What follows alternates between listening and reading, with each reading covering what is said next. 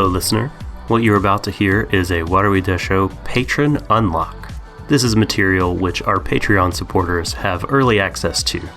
If you'd like to experience these episodes when they're at their freshest, become a Warui Deshou patron today at patreon.com/WARUIDESHOU.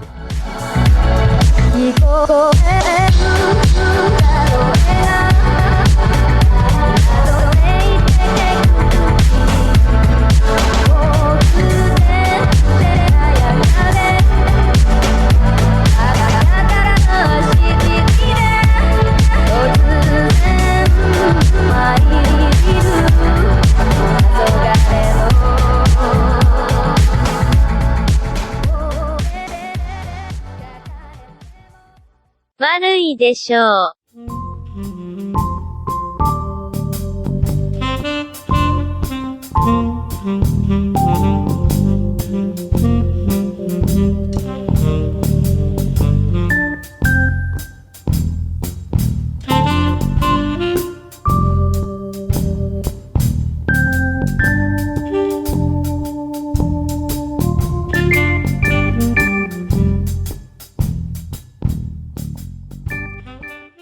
Hello, everyone.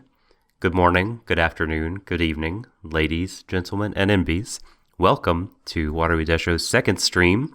This is episode 4 of Kabukicho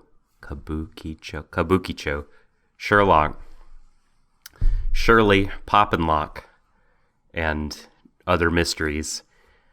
I am the same subtle doctor, hanging out with a mild touch of the sick that has increased since the Vinland show, but I apologize in advance for sounding throaty. Maybe you can bear it, hopefully, for a good hour-ish. Maybe we'll be on an hour, I don't know. Joining me is the man with the wallpaper and the sharpest pool game this side of Atlantic City. It is Shadon. You know what made me sick in this episode, Doc? Well, I'm gonna put this into, like, you know, our collective fandom quote unquote parlance here. I did not need to see the Sherlock.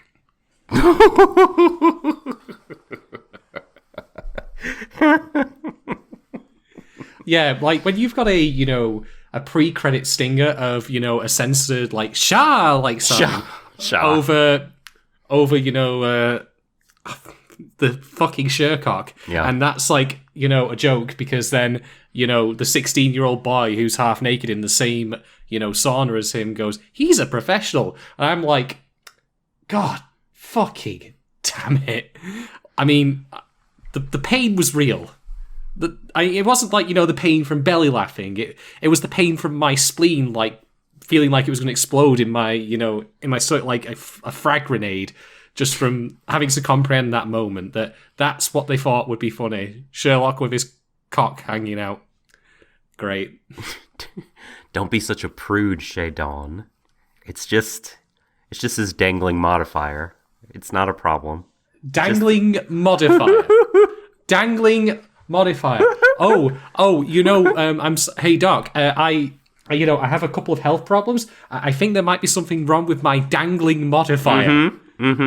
Yeah, you gotta work on those. That's a key part of elementary school grammar, is fixing your dangling modifiers. I mean, at least that's how it was with me in English class. I don't know if it was on your side of the pond. I mean, who knows? Who knows what goes on over in that lawless land? Well, I think between America and Japan right now, like, my head's just scrambling. Like, I can't cope with it either way. But anyway, I hope you're all doing well, folks. We're now going to attempt to talk about episode 4 of Sherlock. The water's usually hot. Yeah. Is that how it goes? Yeah. Like, attempt is the right word, I think. The anime's usually good, or anime is usually good. Is that like the the corollary to that? I'll just say up front, though, folks, this was the least offensive episode of this show thus far, at least for me.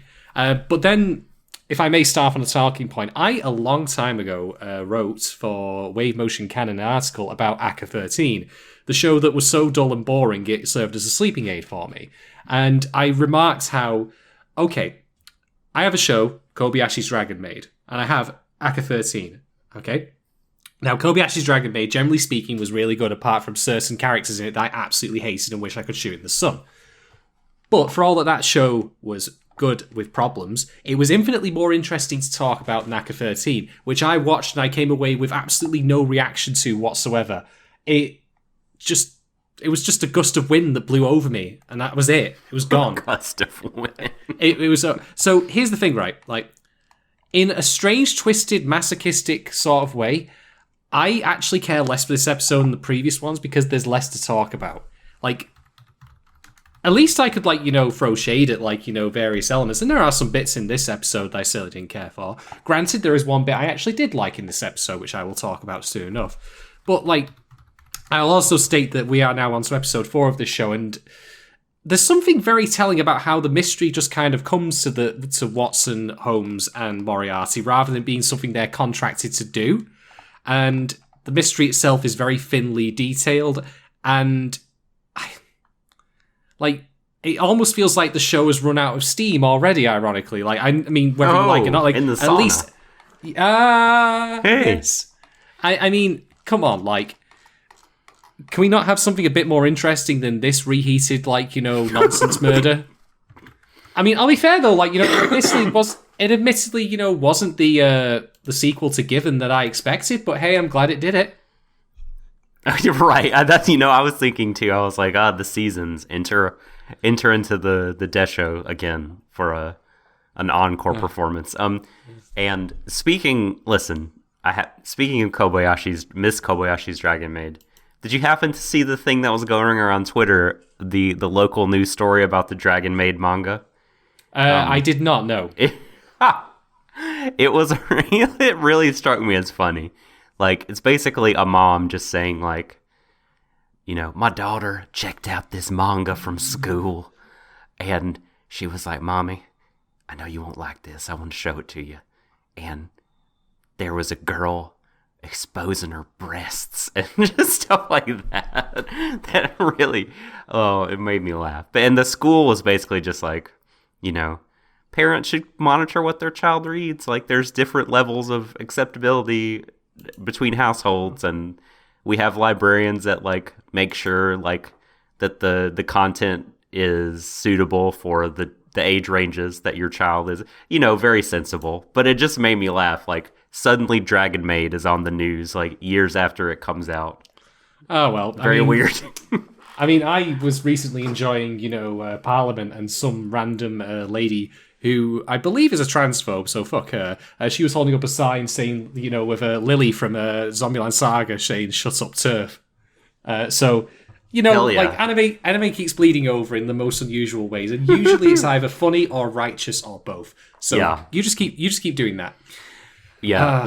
So I should address also what you said. Like, seriously, I'll just echo your point that, you know, I do think this episode, as far as the things we talked about in the past that we feel were insensitive, not a lot of that going on, but also not a lot of very much else going on. Like, I mean, I know this is going to be an unfair comparison, but screw it. I'm not interested in fair play anymore. Like, you know, I'm off the hook here. I'm off the chain.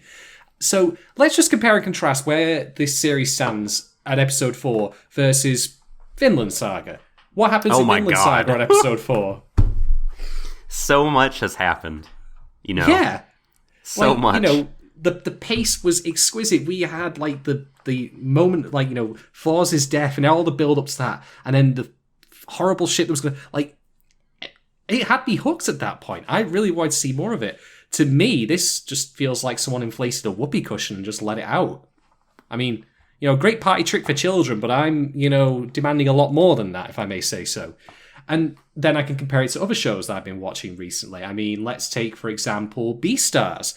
Oh my god, like, we've had 4 episodes of Beastars, and I could probably spend at least 6 hours talking about everything that's happened and all of the meanings and stuff that you can unpack from it.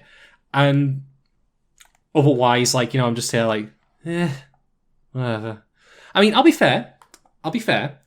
There is something I do want to talk about in a bit, but I mean, this episode, it's fascinating actually to think about it this way. Like, Sherlock, as I understand it, is a 24 episode show. I mean, I hope it is, but I believe it is. Yeah. So here's the thing, right?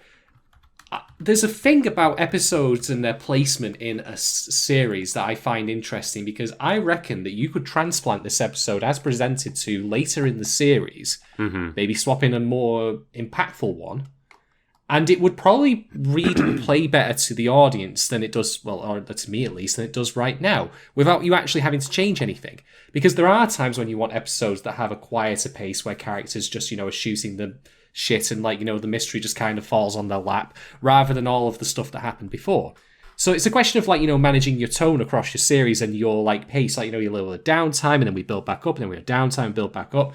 Whereas Sherlock thus far, bearing in mind it did make the mistake, in my opinion, of introducing Jack the Ripper at all as an overarching plot, which means that that's hanging around in the background, and I'm always cognizant of it, but the show doesn't seem to care of it.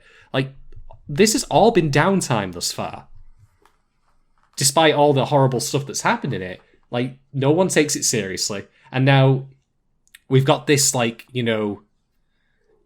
plot, which is just, there was a kerfuffle with a band, and a guy died by accident, and we're going to talk about it in the sauna for a solid 5 hours. And riveting. Absolutely riveting. It was like, oh, sorry, you go ahead. I don't want to cut you off. I was going to say, like, I wouldn't, again, mind if maybe this was placed later in the, in the show's run, because then it would probably read better. But as it is right now, when this show should be really ramping up and getting people interested in both the overall plot and the characters, IDGAF, India, Delta Golf Alpha Foxtrot, I don't give a fuck. I'm just saying. So, yeah, I mean, I don't think it was a bad episode. I just want to be clear. Nothing about it was actively bad. But it was like, have you ever eaten like a cheese puff? Yep. So it was just a cheese puff. It was like just total, like, airy nothing, like empty calories. Just. You've totally forgotten it once it was like, while you were eating it, it's like, a flavor pop, but then just nothing, not filling. Yeah. And, I mean, I'm not expecting at this point this show to be sort of nourishing in any kind of way thematically, but it would be nice to have some stuff about, I don't know, something about the overarching story. I think the only kind of I think the most significant connecting thread was the fish that was in the room at the beginning. Oh, cool. Cool. Fantastic. Great. And then the Moriarty stuff at the end, was, I guess, something, but it wasn't really what, much. They actually hinted, like, or rather, they put a line in there that made me think they really had taken on my theory that they were all incarnations of, like, fictional characters, that we knew each other in our past lives. Right. Although to be fair, fictional characters don't technically have past lives, because, spoilers, they don't exist. I know that might be difficult for you out there, you folks who love waifus and all that, but Shut up. Not real. Listen. They're not real. This is not, no, you're overstepping your bounds. Don't. That's my job on this podcast, goddammit. Don't mess with the waifu crew. You don't want their... I'll take anyone up. You don't want the blowback from them. Trust me. Oh, what are they going to do? What are they going to do? Fire the Dakimuras at me out of cannons? Oh, no. Truly, I am afraid. Yes. And also send you unsolicited hentai? Maybe? Oh, no. I'm shaking in my boots, I'll tell you that. Well, so what did you think about the sort of... there is something, actually, now that I think about it, that was kind of expanded, and that was the relationship between Moriarty and Sherlock. There is one small detail that I really liked, is that when Moriarty first turns up at the office, he tries to open it but can't because it's, latched on the other side. Mm-hmm. But then he unlatches it because he presumably has a key. So for all that Sherlock protests, like that Moriarty is just an acquaintance, Yeah. He, clearly must have given him that key at some point to allow for him to come in. And indeed, that is fleshed out by the revelation later on in which Sherlock, he wanted to do Rakugo, but his master wouldn't let him do it for some reason. I wish we'd been shown more of that. Maybe that'll come up later, who can say. Mm-hmm. But Moriarty's, like, when he was younger, because his voice Baby is different. James! Credit where it's due, by the way. It would have been very simple for the show just to simply have had Moriarty be de-aged by about, say, 6 months and still sound the same. Yeah. But they actually de-aged him quite a fair bit and gave him a new voice actor. Now, that's a minor plus point in the show's favour. It needs it to be fair because there aren't many of them. But I like it when they're willing to go a little bit further on that kind of thing, rather than just simply saying, right, you could just say the same lines and we'll just pretend you're 6 months younger, as opposed to what it was here, where he clearly, hadn't had his voice broken yet. It was very playful, the dynamic. Moriarty coming on strong, hinting at their sort of closeness, kind of bordering on at times like a homoeroticism, maybe a little bit. But it was in good fun. And Sherlock pushed back, was like, no, I didn't he find shows up whenever he wants. I didn't really care for those jokes, like when Moriarty came, was like, you don't sleep in the same bed or anything. I'm like, I'm someone who's lived with, various people throughout my life, like, friends and such. And, like, I don't understand how one can simply come in, like, for someone who's so smart, unless Moriarty is deliberately ribbing on Watson. Oh, he is. I'm not There's no question he is in my mind. Because, yeah. And that's what makes the jokes work for me, is because what he's hinting at is, a kind of relationship in which the power would be skewed towards the older, stronger men, but he is the younger, weaker one, and yet here he is, like, using this kind of humor to disarm them, like hinting at kind of relationships that he has, that maybe Watson and Sherlock have, hinting at, how he feels about Sherlock and how they feel about each other a little bit, like just touching on the border of it, in a way that, like, he's pushing it on them and he's kind of like assuming the role of like he's sort of taking the power back in a way. In a way that, full Rage Against the Machine. That's right. But like, it's done in a way. It would be way different if Sherlock was like, was doing the joking or doing the like forcing himself on Moriarty. But because it's the other way around, I don't really mind it so much. And really, he is poking Watson and testing him. I suppose I should clarify that my problem with this is I don't like complain about it, like, as in the way I've complained about stuff before in the show. I just didn't find it funny. I was like, whatever. Gotcha. It just didn't land with you. No, it seemed like too easy a quip to make. And as I say, like, it's not unusual for, people to live together who are not romantically involved, like especially in apartments or whatnot. It didn't read to me. But then again, if there's one thing I do know about the show that I ultimately will not criticize it for because it's not fair for me to do so, if jokes don't land, a lot of them are very clearly coded for a Japanese audience, like, very culturally specific. I mean, the Shah thing, for example. Like, I obviously understood the intent of the joke behind that.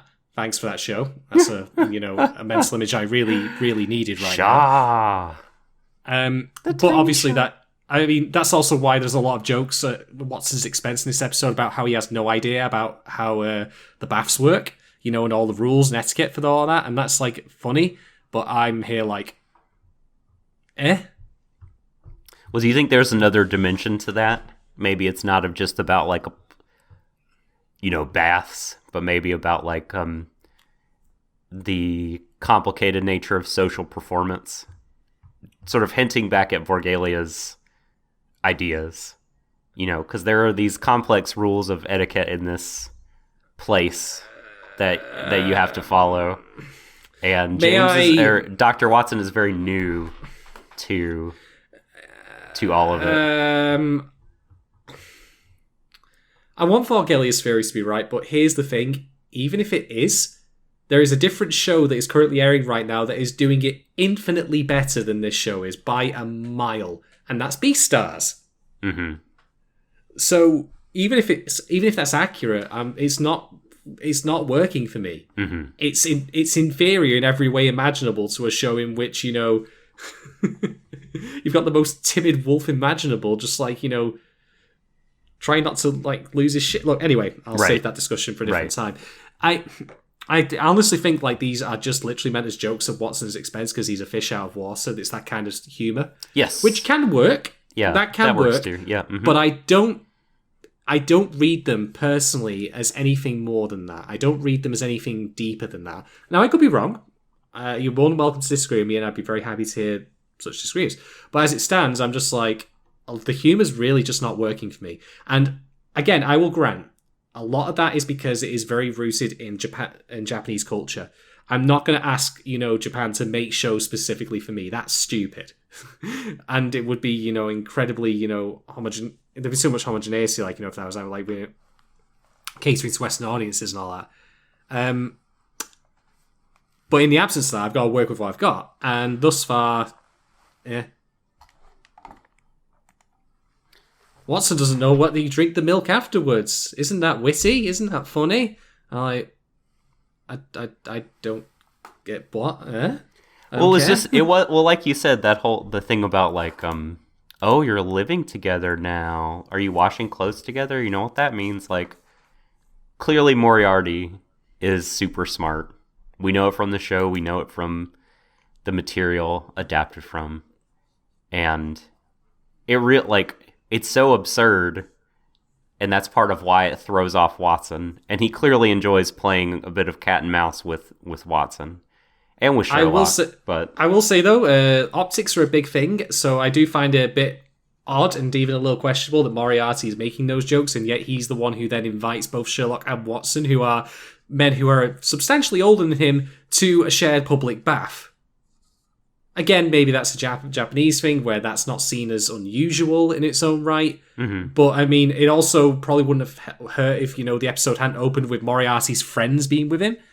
And again, you could in turn do something with that, you know, the reason Moriarty associates with Holmes so closely is because they're on an even keel as far as intellect goes, and that's the only way he feels he can engage with someone. I don't know, but the show is giving me very, very little to work with here. It's basically throwing just the bone and not any meat to me. You know, and I can chew on a bone all right. That's fine. You can also clip that one out of context, viewers at home, if you want. So, I don't know. Like I say, though, a lot of this episode just kind of washed over me. Yeah. They had the thing at the beginning about the nature of the bathhouse.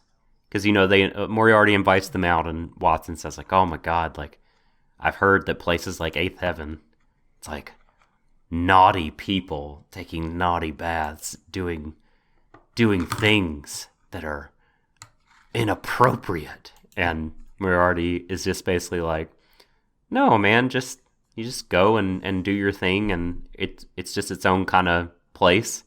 And he goes there, and beyond, like, again, learning how to navigate that social situation, there's no like predatory things happening there, and Watson figures that out. And ironically, like, there is a sort of murder mystery happening there, but Watson is the one by the end who's like hugging people in the public bath, you know, like, my bros, it's okay, you're gonna start over and love each other. So, I again think that was just humor that didn't land for me. He came around. I found it really strange, by the way, when Watson said, no, dogs just addled from the heat. And like, Watson, you've got no personal connection to these people whatsoever. Why are you saying this? I would understand if they had been built up, like, you know, here's an idea. Yeah. This band, right? What if it turns out they are the only, like, indie band in however long to have crossed the wall into Kabukicho? And Watson knows them, and it makes him like nostalgic for home and all that, and he's like really fond of them, and that would have worked better, I think. I literally just thought that up and pulled that out of my ass. I mean, come on. Just, anyway. What's it doing in there? Alright. So let's actually, there is one good thing about this, though. I think may support Vargelia's theory. So about public performance. Did you notice, Doc, that during the scenes in which, the band members are in the baths, they are wearing their stage, like the hats, Indeed. The pheasant hat, they never take them off. The only time we see the band members as actual people is the behind the scenes stuff. Yeah, or like flashbacks.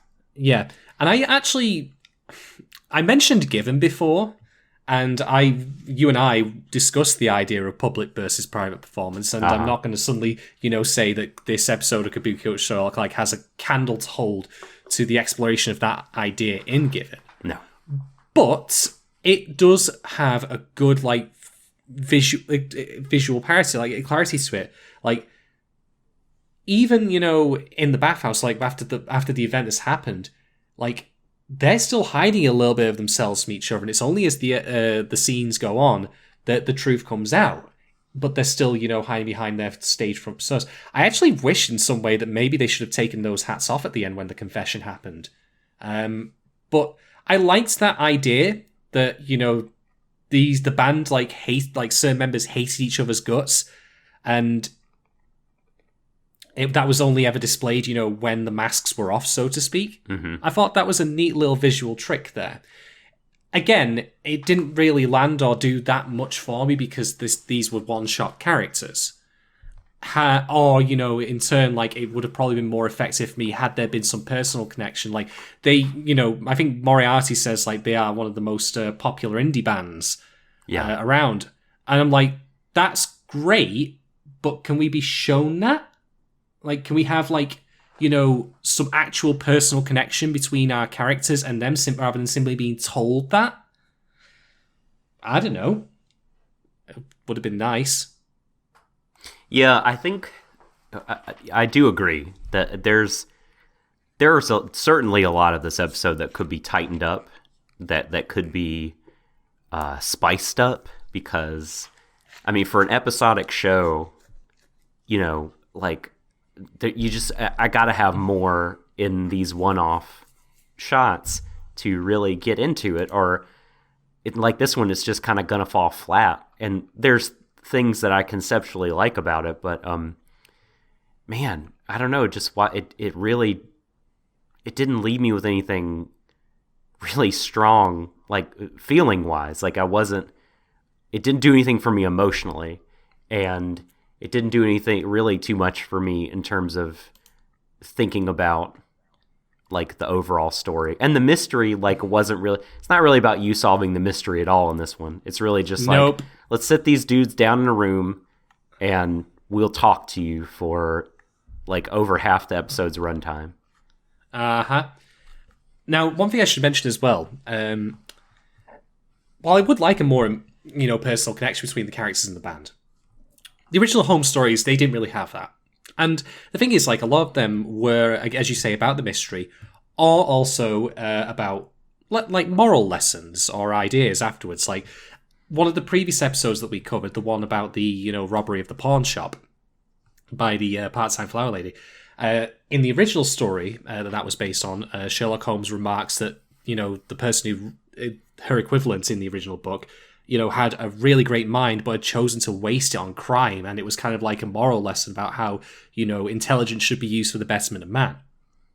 Now, I'm not expecting something quite like that here, but what was the point of this episode beyond just simply fleshing out the Holmes and Moriarty stuff that to me doesn't really go beyond what just by knowing about them secondhand? I mean, we got Holmes' backstory of being turned away by his master, when trying to do Rakugo. Yeah. Okay, great. That's a start. But it's only a start. It's just we don't even see. Yeah, we don't even see the master. I mean, you want to know what this reminds me of, but was done infinitely better? Do you remember Alto from Macross Frontier? Who is that? Of course. I don't know. Of course. Of course you yes. do. I'm glad. I'm glad you didn't suffer a crippling brain injury between the time we last watched Frontier and did this. Listen, I love Alto. He's good. He's okay. He's okay. You know, we had to put a guy in the love triangle in that one, but the real interesting characters are elsewhere. Anyway, this is not the Frontier cast here. It's true. Yeah. He plays his part. The reason I bring him up is because, of course, you know, Alto originally was he a kabuki actor, if I recall correctly? Definitely. Mm-hmm. Yeah. And, you know, he had a disapproving father, and he was, you know, stuck with his role in life, you know, of being that kabuki actor forced him by, you know, his family history and their fame, and, you know, he wants to fly free. Like, there's good character stuff there that foundationally is pretty much the same as what's with Sherlock here. And thus far, we have... I guess. nothing. Yeah.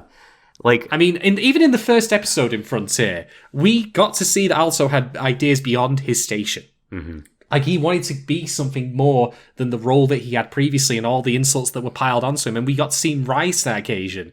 And indeed, Sherlock's doing good detective work here. Admittedly, detective work that just kind of falls on his lap. Okay, fine, whatever.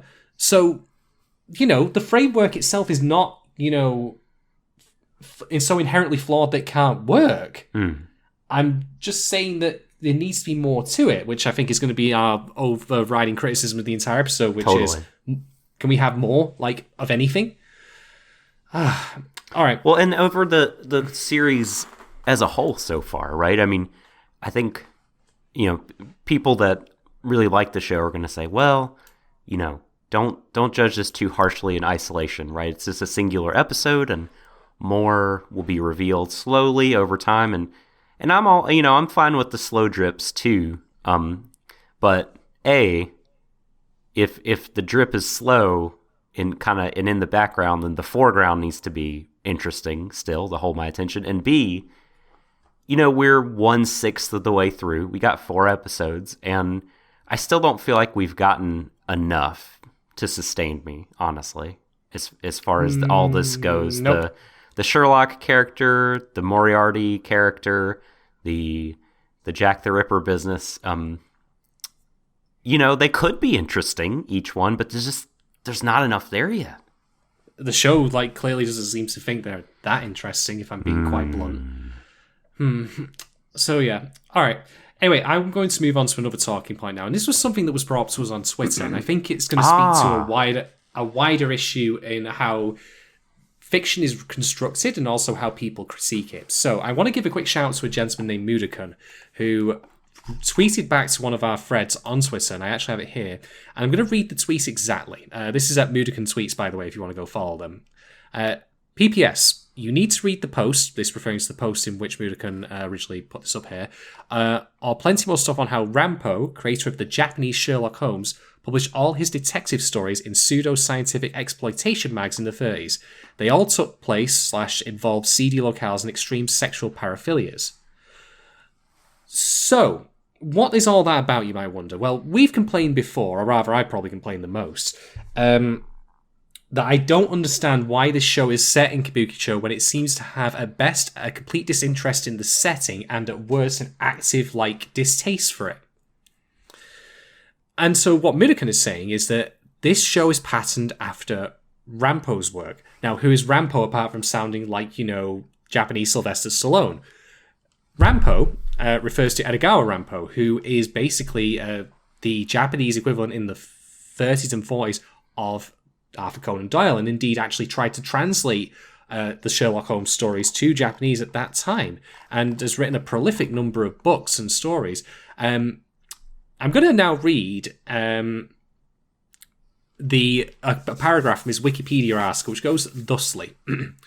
Although many of his first stories were primarily about sleuthing and the processes used in solving seemingly insoluble crimes, during the 1930s, he, that being Rampo, began to increasingly turn his stories to involve a combination of sensibilities often called eroguro nansensu, from the three words eroticism, grotesquerie, and the nonsensical. The presence of these sensibilities helped him sell his stories to the public, which was increasingly eager to read his work. One finds in these stories a frequent tendency to incorporate elements of what the Japanese at the time called abnormal sexuality. For instance, a major portion of the plot of the novel The Demon of the Lonely Isle, I'll skip the serialization bit, involves a homosexual doctor and his infatuation for another main character. Okay, so that's a lot of dry, like, talky stuff there.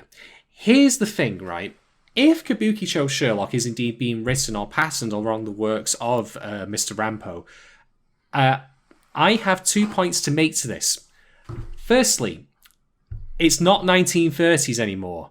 I know that may come as a surprising shock to you all. I know that you may panic and think the sky is falling, but it is not the 1930s. We are now in 2019. Hell, we're about to enter a new decade. So heaven help us. Right. So, firstly, writing in that style is at best an academic exercise. Like, congratulations, you imitate the style of ye olde whatever. But there's a reason you don't see a lot of ye olde English Shakespearean-inspired works these days, because we've moved on. Our times have changed, and so have our sensibilities. I mean, the eyes I quoted in that Wikipedia article, it's called abnormal sexuality. That's what it was called at the time. So there's no positive connotation to take away from how that's portrayed, and I think that kind of closely mirrors the show, in my opinion. But here's the thing, right?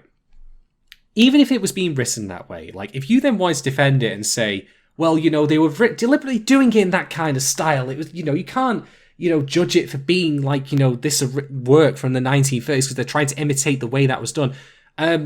That is irrelevant. That doesn't matter. What matters is the end product and the audience's interpretation of it. And if you decide to pour a 1930s, story that features a lot of queerphobic and transphobic elements, because that's how it was written back then, wholesale, into a modern anime being released in 2019, and people, call you out on it, maybe don't act so surprised. Right. Why? Like, I mean, I will credit Mudakun this, by the way. I just want to make this clear. Yes. Mudakun themselves actually did point out that they only point out that it imitates this style as an observation and not a way of condoning it. Yeah. They themselves he is definitely not trying to justify those elements. It's more he or she, I should say. I apologize if I misgendered Mudakun. So yeah, like, that's what, like, if they are trying to imitate that style, I don't get why. I mean, are you mean to tell me that, it would be entirely okay for us to redo Song of the South?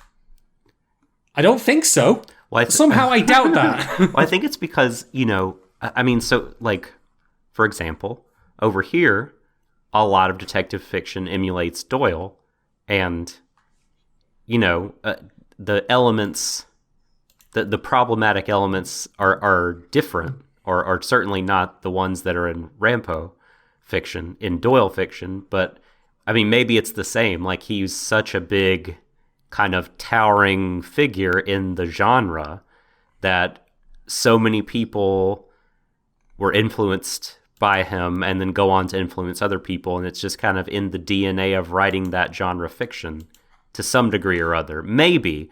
I mean, I'm speculating, obviously, here. Well, in the case of the original Home Stories, this stuff was not present, of course. No. So this is something that Rampo brought to the table. Yeah. Can I add some context here about this? Yeah. These elements? So, like you were saying, his sort of stories, Rampo's, began as kind of straight up detective stuff, but kind of shifted over to what is it, Uroguro Nonsensia? Is that what it was? Mm-hmm. Yeah, that's sorry, right. I'm getting the term wrong, I'm sure, but those elements, and I'm gonna take a peek here at the blog post of Mudakun, and it's Hearts of Furious Fancies.wordpress.com is their blog.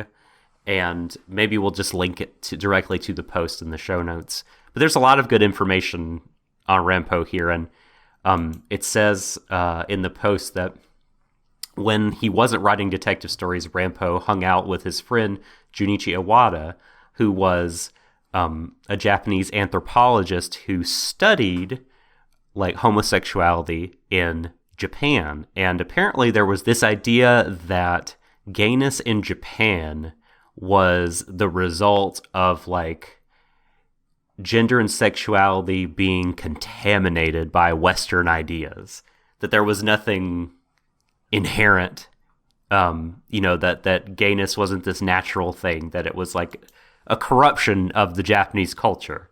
And Iwata wanted to like disprove that. And there was a lot of really strong negativity and like a lot of fear, stereotypes of predatory LGBTQ people. And Rampo, for his part, was with Iwata wanting to deflate those. But so back then, I think the approach they had was one such that we would find today very problematic. Like Rampo wanted to make LGBTQ people figures of fun and entertainment so that the Japanese people would say, hey, these people aren't dangerous. They're just silly. And while back then that might have been seen as sort of like this step forward, like today, as you put it, in 2019, like it looks really like a retrograde, old-fashioned, obsolete. It just like reeks of like dehumanizing those people. And this is definitely like a big strike against Vorgelia's theory. If this is, indeed the way that Kabukicho, gotta remember, Sherlock like is being written and being influenced directly. I mean, they may put a twist on it and be like, oh, actually, we start here and we end this other place. But I mean, I think the history is interesting, like you say, and it's not this justification for it. I think it's just like, you may be like, why do these elements keep showing up in anime or in mysteries from Japan or whatever? And it's interesting to track the lineage.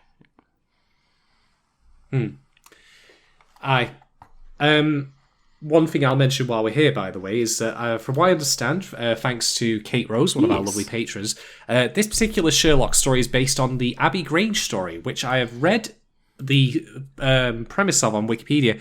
It seems very, very loose. I mean, looser than the other ones that we've had before.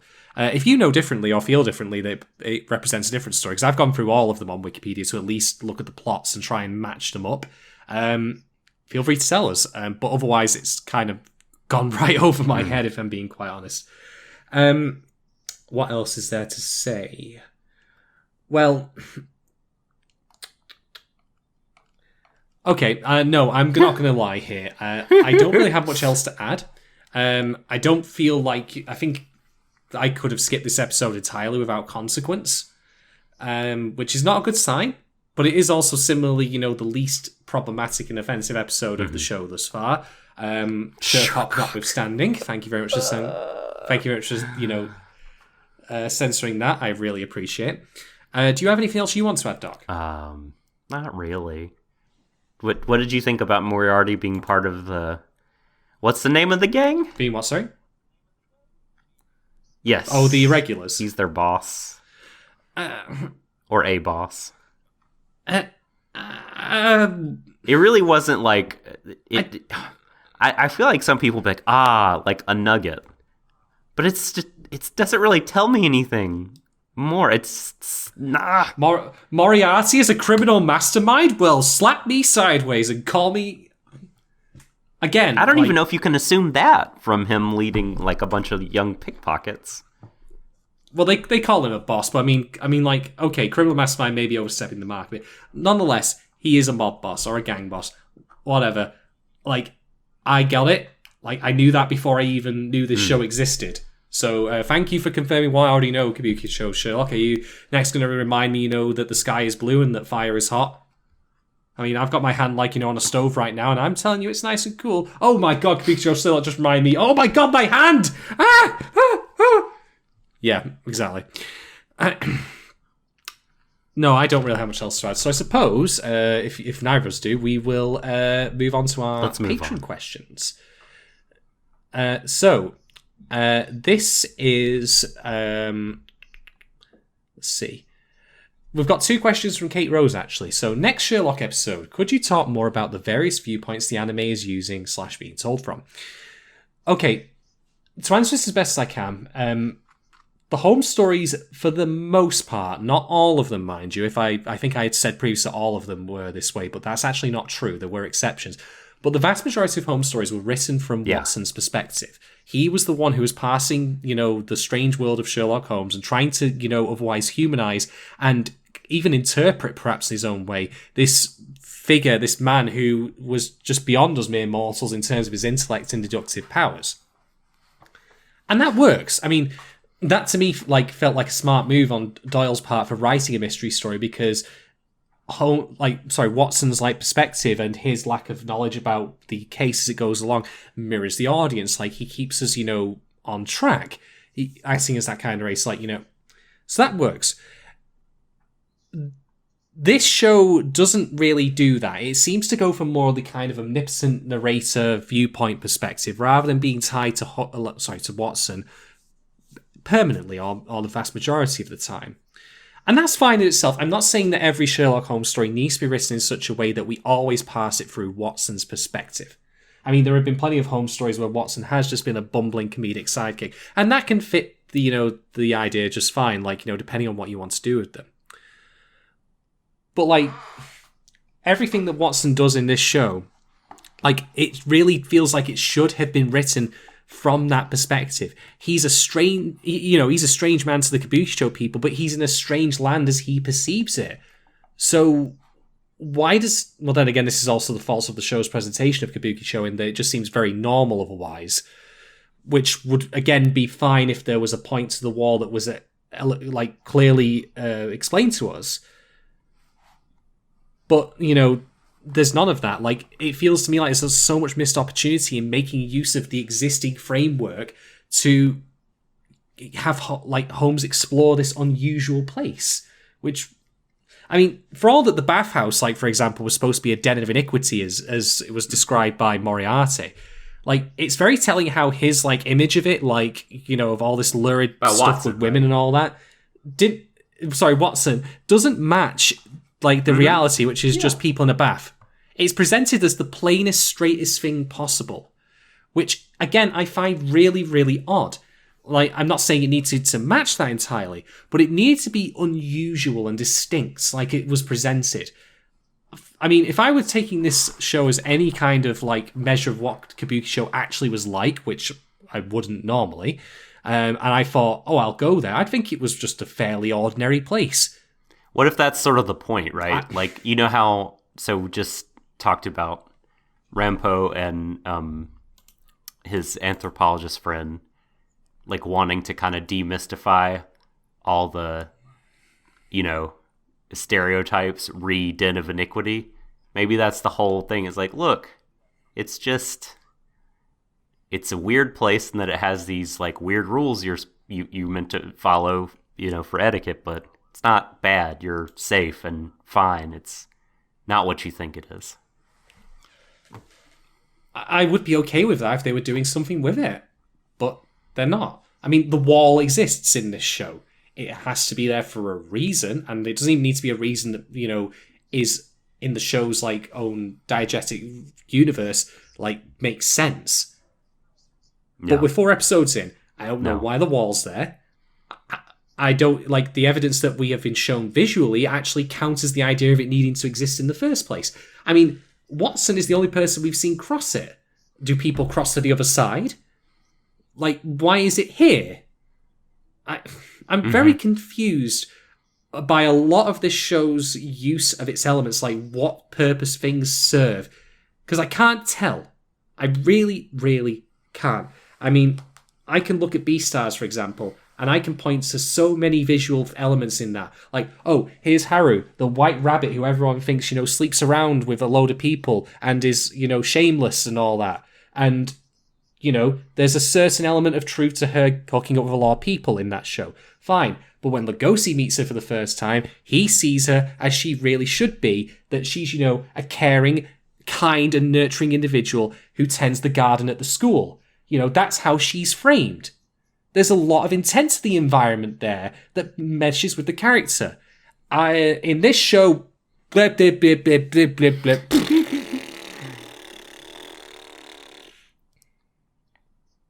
I don't know if that answers your question, Kate. I'm sorry, but the problem with the idea of her being various viewpoints is that I can only see one, which is that it's just literally, we're just going to present this very plainly, And that's not just in terms of the camera or, like, you know, what characters we focus on one at a time. It's also just going to be that the actual presentation of Kabukicho is going to be very plain, which stands in sharp contrast to all the good visual elements that are in stuff like the OP, the queerphobia notwithstanding, the ending, or, you know, Sherlock's Rakko stuff. Like, if it was a bit more lurid, like, can you imagine, for example, if the Saki Yuasa was doing this? I can. Yeah. Yeah, that alone, like, even without changing any of the script, would make it substantially better. I mean, hell, call me crazy, call me insane here. Maybe it's a bit too, you know, on the nose. But can you imagine if Watson crossed from the West Side, where he originally came from, and it was animated very plainly? He steps through that wall, and suddenly everything's really lurid and neon, and everything's, like, not quite defined sharply. Like, you know, as a very clear visual contrast. Anything? I don't know. So that's my kind of, like, half answer to that, because I genuinely otherwise don't know what they're trying to do in this show about any of it. Well, I think, like, you could, I guess, make the argument that certain episodes are told from the point of view of certain characters, I guess, because, so in this episode, it seems like we follow Moriarty from start to finish, largely, you know, apart from, like, some scenes at the very, very beginning. And maybe episode 2 is kind of Watson, and I can't remember 1 and 3 clearly enough. But at the same time, and I'd have to probably go back and watch them with this idea at the front of my mind, but I can't really think of too many things that distinguish one possible point of view from the other. There's not a lot of example for just to bring it back to the idea of the way that the original story is constructed. There's very little inner monologue, which there really should be. I mean, certainly not for Holmes. Holmes should never have inner monologue in this story, in my opinion. And, like,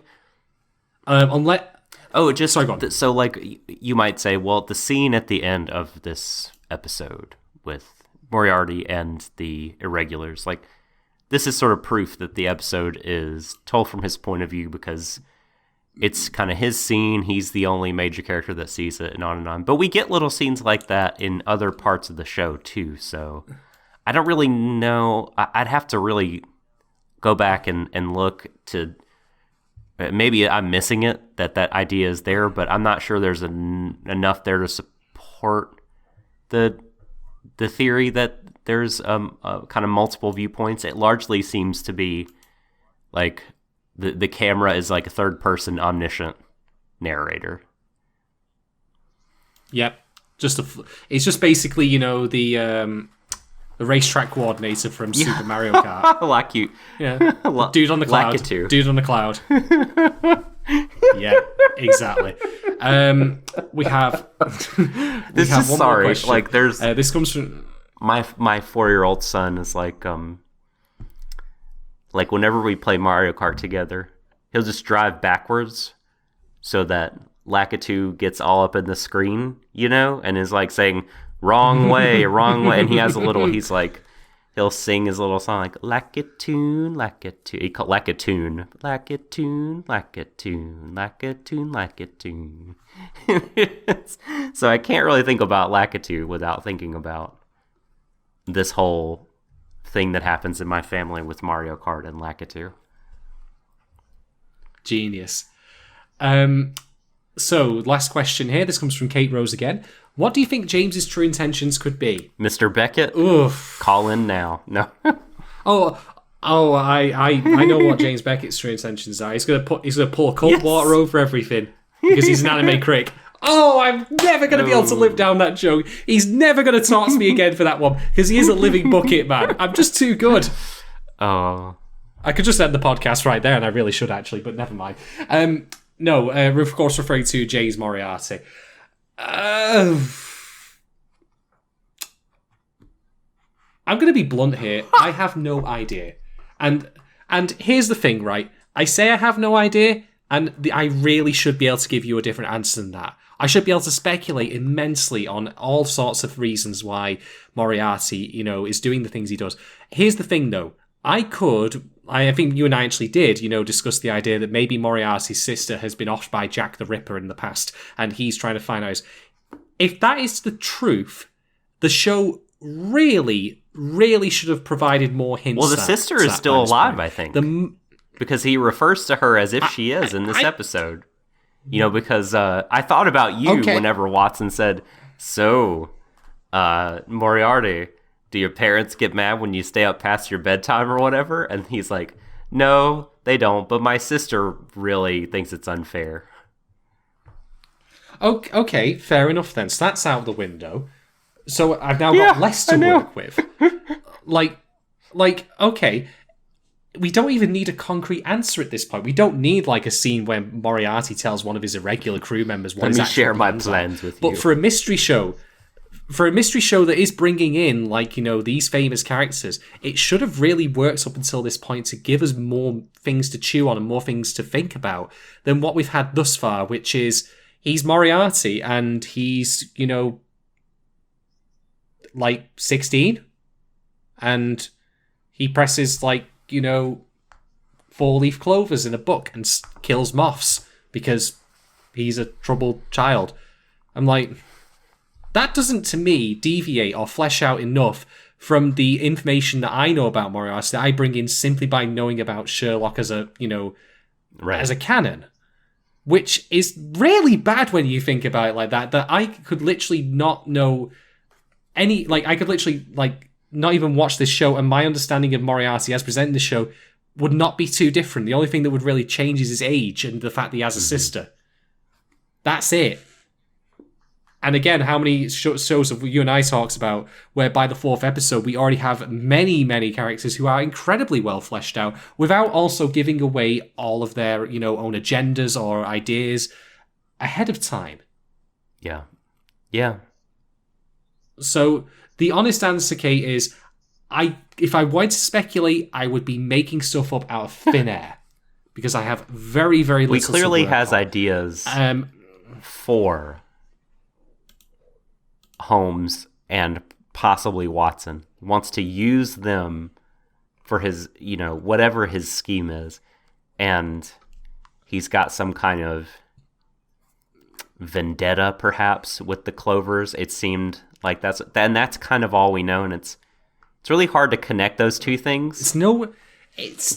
I know it really enough, is. Though. Yeah, like Moriarty killing a moth. Like I took the piss out of that last time. I will continue to do so because it's just, oh, he killed a moth. Oh no!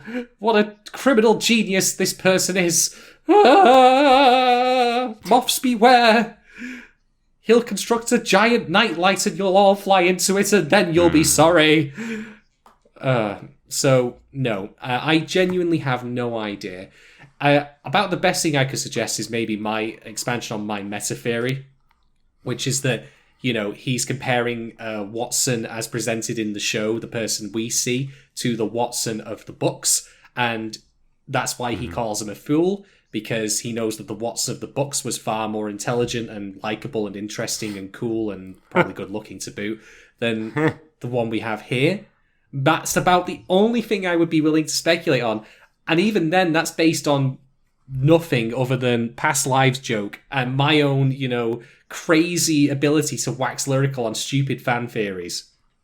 Yeah, I don't really have anything either. Speculation, I don't know. I'm not really very good at it. Maybe I lack the imagination, but yeah, based on what we've been presented, I can't really construct. Well, if you like the imagination, Doc, you'd be perfect writing for this show. Zinger. Zinger. I had some spicy food before. I felt like, you know, spitting out some fire. Is that it? Have we done the deed? Yep, we've covered all the patron questions. All right, well, we missed Forgalia this week. She was feeling a bit under the weather, and she is totally drinking a pina colada somewhere right now. Not having to talk about this show. I wonder how she would react. We'll have to ask her. If you're our patron, which you can be by going to www.patreon.com/Warui Deshou and subscribing to one of our 3 budget-friendly tiers, you can get in the Discord and ask Forgalia your own self, hey, what did you think of Sherlock episode 4? Are you still on board with your theory from 3? You can ask... What's up? Indeed. You can also ask if she likes pina coladas when she gets caught in the rain. You can definitely ask her that. Anything you want. She's right there at the push of a button for you to talk to. Such a privilege. Indeed. Me and Doc Artu. But that's less of a privilege. More of a burden. That's true. That you have to bear seeing our little icons hovering over you all the time. I'm sorry. Well, I think we've come to the end, like you said. If people do want to bother you, once this becomes public, I believe all of our patrons know where they can find you in the Discord. But, for the public at large, where can they find you to harangue you about this show? And harangue I wish to be about this show, because, again, like, if I'm missing something here, or if there's something that you disagree with, I want to hear about it. As long as it's all delivered in good faith, like, come at me, tell me, what I'm missing out on, or offer your own opinions on the show and why it's good. Like, I'm interested in hearing that stuff. So if you want to do that, you can find me at Shadon1010 on Twitter. So get on there, send me some, messages, slide casually in my DMs. Just give me some warning ahead of time if you could, please. Yeah, I look forward to hearing. And you can find me at The Subtle Doctor on Twitter.